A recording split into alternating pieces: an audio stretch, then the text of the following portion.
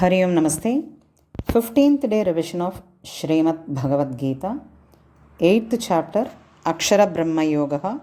shlokas from 15 to 28, chapter 9 Rajavidya Rajaguhya Yoga, shlokas from 1 to 10. Mamupetya punarjanma dukkhalayam ashashvatam napnuvanti mahatmanaha సంసిద్ధిం పరమాం గతాః ఆబ్రహ్మ భువనాల్లోకాః పునరావర్తినోర్జున మాముపేత్య తు కౌంతేయ పునర్జన్మన విద్యతే సహస్రయుగపర్యంతం అహర్యత్ బ్రహ్మణో విదుః రాత్రిం యుగసహస్రాంతాం తేహోరాత్రవిదో జనాః అవ్యక్తాద్ వ్యక్తయః సర్వాః ప్రభవంత్యః రాగమే రాత్ర్యాగమే ప్రలీయంతే తత్రైవావ్యక్తసంజ్ఞకే భూతగ్రామస్య ఏవాయం భూత్వా భూత్వా ప్రలీయతే రాత్ర్యాగమే వశః పార్థ ప్రభవత్యః రాగమే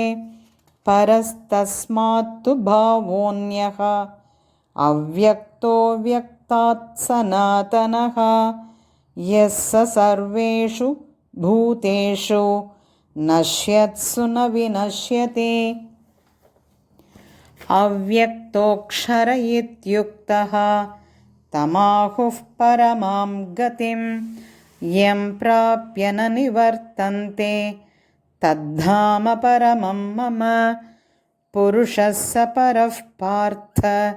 భక్త్యా లభ్యస్త్వనన్యయా యస్యాంతస్థాని భూతాని येन सर्वमिदं ततं यत्र काले त्वनावृत्तिम्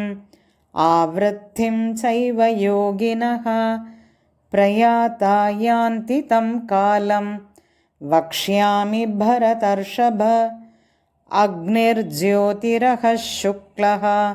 षण्मासा उत्तरायणं तत्र प्रयाता गच्छन्ति ब्रह्मविदो जनाः धूमो रात्रिस्तथा कृष्णः षण्मासा दक्षिणायनं तत्र चान्द्रमसं ज्योतिः योगी प्राप्य निवर्तते शुक्लकृष्णे गति ह्येते जगतः शाश्वते मते एकया यात्यनावृत्तिम् अन्यया वर्तते पुनः नैते श्रुति पार्थ जानन् योगी मुह्यति कश्चन तस्मात् सर्वेषु कालेषु योगयुक्तो भवार्जुन वेदेषु यज्ञेषु तपस्सु चैव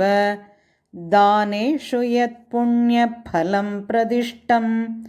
अत्येति तत्सर्वमिदं विदित्वा योगी परं स्थानमुपैति चाद्यम् ॐ तत्सदिति श्रीमद्भगवद्गीतासु उपनिषत्सु ब्रह्मविद्यायां योगशास्त्रे श्रीकृष्णार्जुनसंवादे अक्षरब्रह्मयोगो नाम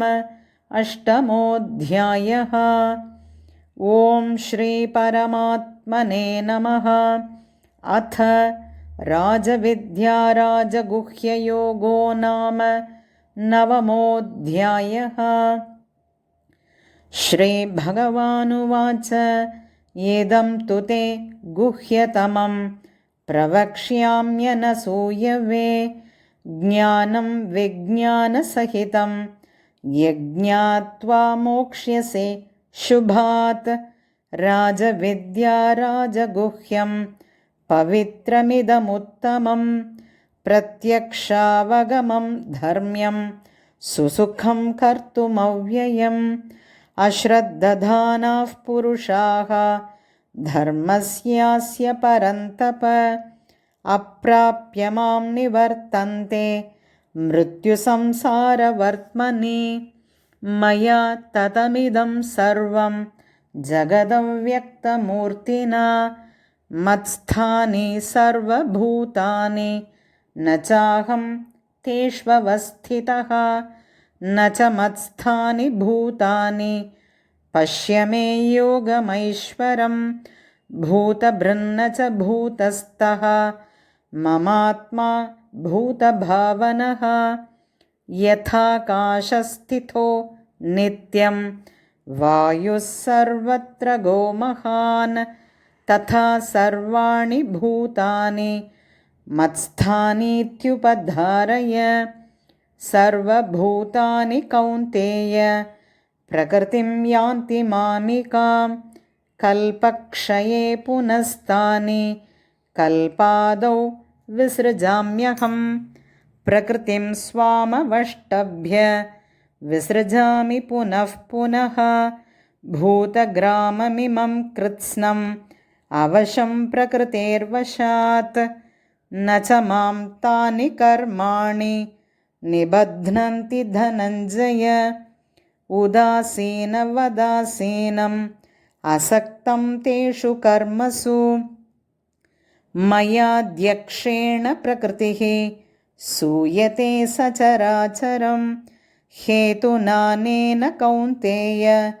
जगत् विपरिवर्तते। हरिः ओम्।